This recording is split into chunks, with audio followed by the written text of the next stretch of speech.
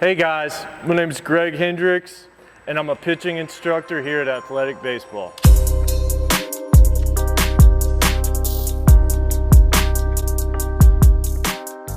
Hey guys, I'm here with Coach Greg Hendricks here at Athletek Baseball. We're going to talk about moving down the mound efficiently today. Coach Greg, I know you've had different experiences with different styles of play from playing in various countries.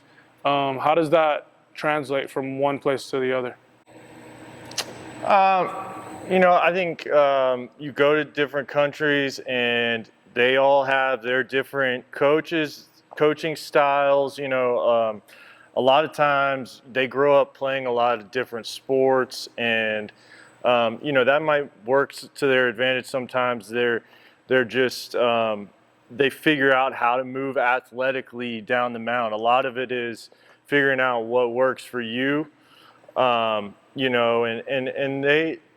those guys, they have their coaches have different coaching styles. A lot of times it's just dependent upon what types of coaching philosophies that you're trained under in your younger years. Okay, so I mean, would you say that when we see some of the best play, not even just pitching, just hitting, whatever, athletes in general, that a lot of the times they look like they're just flowing naturally through the movements? Mm-hmm. I feel like something we see a lot is just guys are super focused on, okay, I need to get here and here, and then it kind of creates a stiff delivery. Right. How do you get your guys to buy into, hey, just move athletically down the mound, like you said?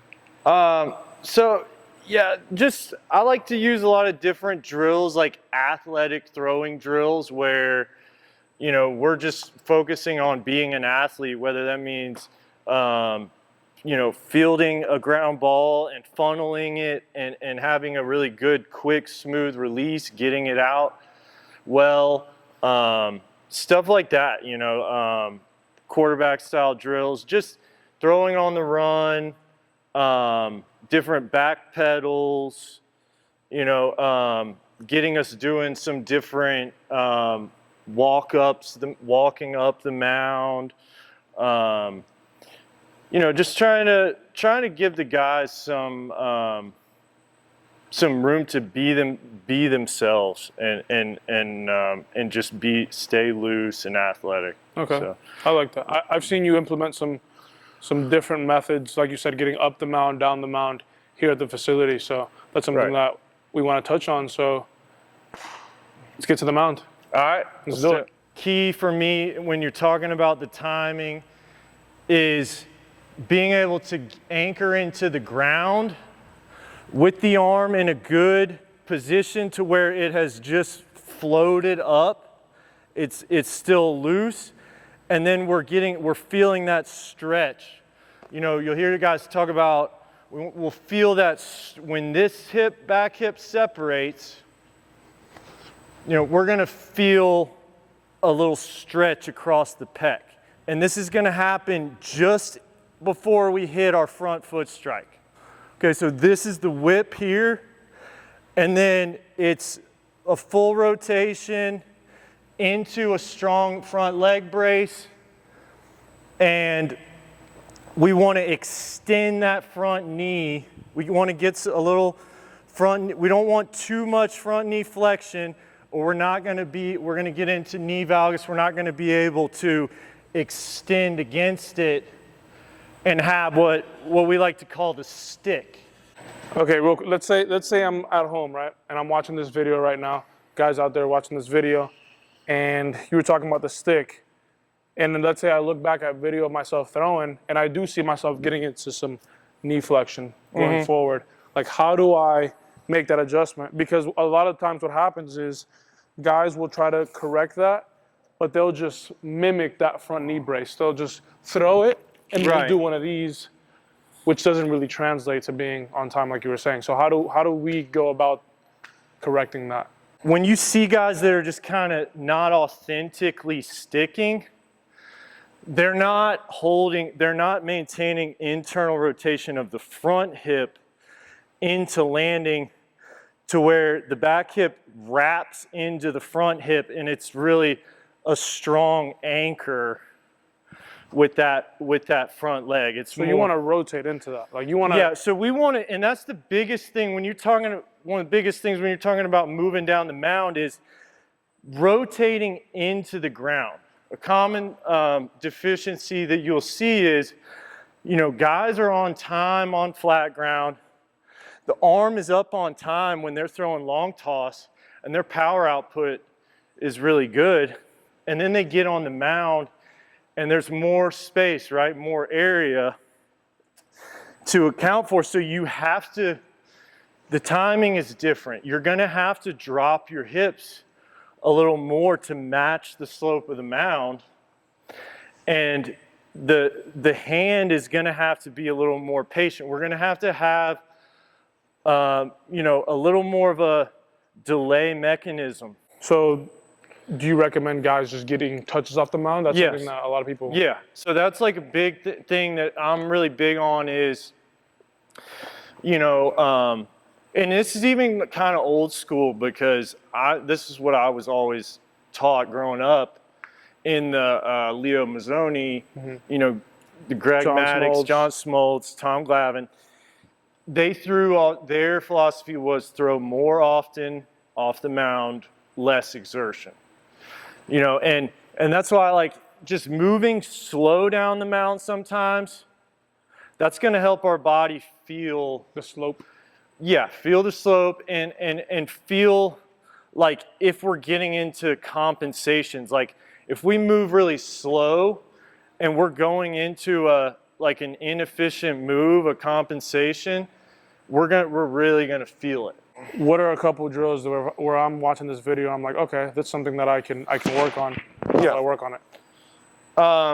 So like some of my favorite things to do to work on the timing and the sequencing, and specifically off the slope here, without really using any tools like water balls. We've got all the gadgets, but just when we're talking about touching the slope, first thing I like to do is just when we get on the mound, just put the glove down, cross the arms right above the belt.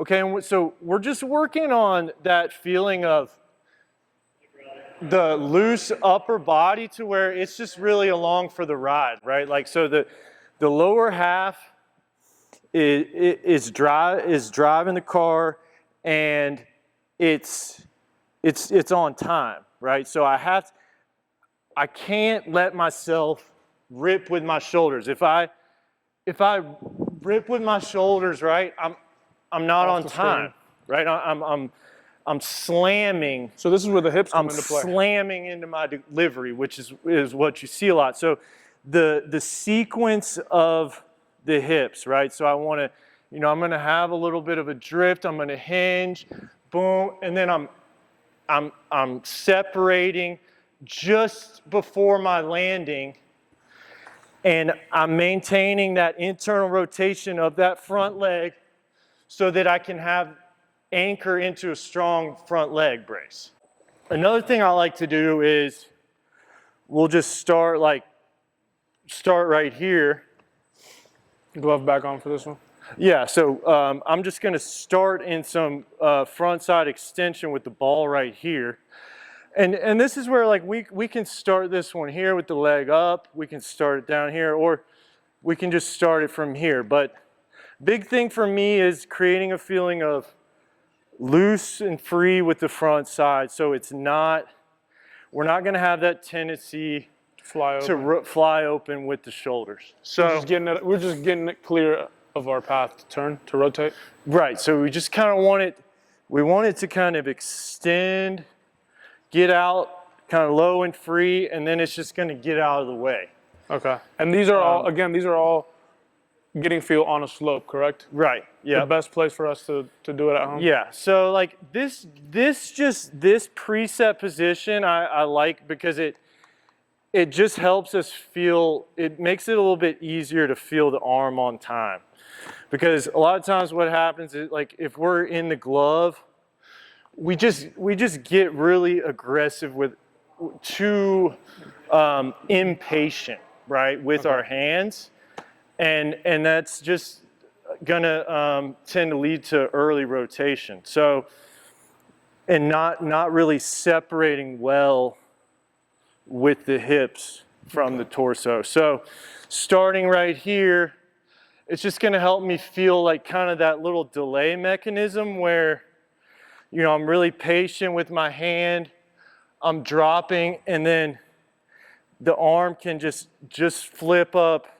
You know, we want the arm to at least be a little, we don't want it to be flat when we land because that's when we're putting a lot of stress on the arm. So we want it to flip up into that 90. Just into landing. Yeah, like preferably a 90 degrees or inside of 90.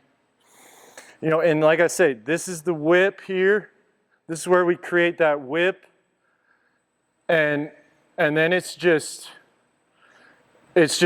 throw and stick, right? These are things that we can do at home. Even if you don't have a mound, going outside, finding some sort of slope to get that feel for it. Right. Yeah, just getting reps off the slope because, again, we need to be at our best off the mound. So why would we not work off the mound like 80% of the time? Yep. Okay. All right, guys. So there you guys have it. That was getting down the mound efficiently with the lower half. Those are some good little drills that you guys can work on. Like I said, going outside, finding the slope, or even on an actual mound at the field. So appreciate you, Greg. All right, appreciate you, bro. If you guys want to tap in with Greg, you can check out his Instagram, Hendrix Performance. You can check out our Instagram and our YouTube.